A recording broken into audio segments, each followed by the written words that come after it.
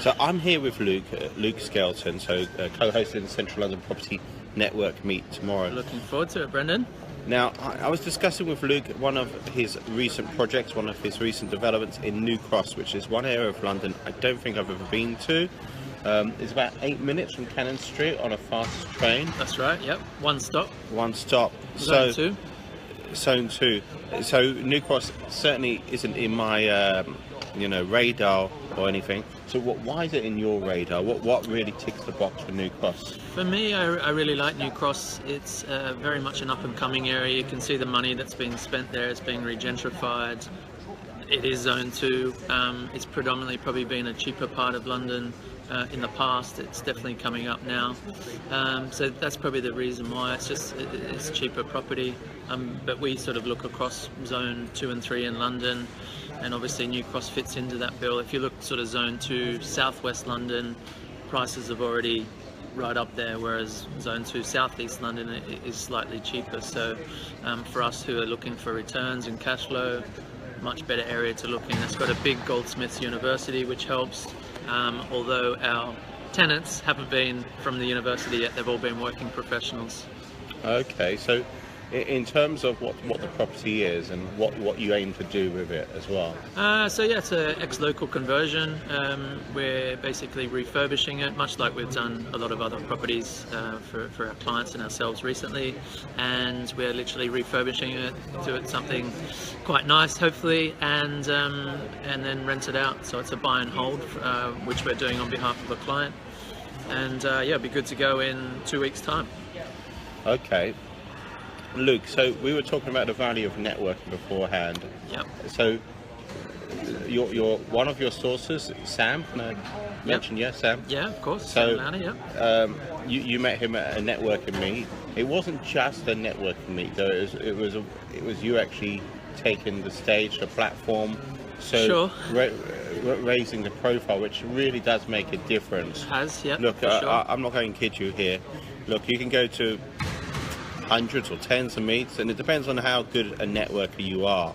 But the moment you go on stage, it slightly changes things quite a lot, or can do, or has the potential to. It can do, but I mean, it doesn't stop you from going along to a networking meeting and connecting with other people that you might want to meet.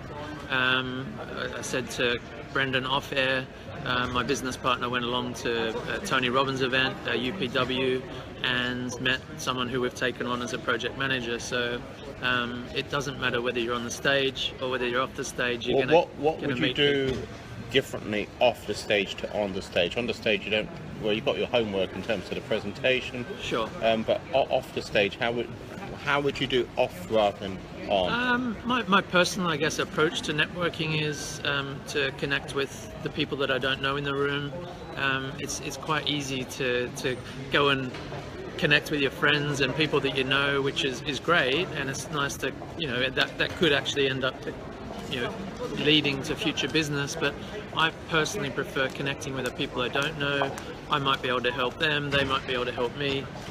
So that's my own personal approach, but you can obviously approach it however you like. I try and spend minimal time with each individual person, because if you want to speak to someone for 20 minutes, then you might only connect with 1 or 2 people in the evening. So do you have goals, metrics in terms of how many people you want to meet at the meet and how many people you want to put up for coffee? Not really. I just try and connect and at the same time, having said that, what I just said about spending 20 minutes with someone, I don't want to spend 20 seconds and, hi, yeah, my name's Luke, swap business cards, and then move on to the next person.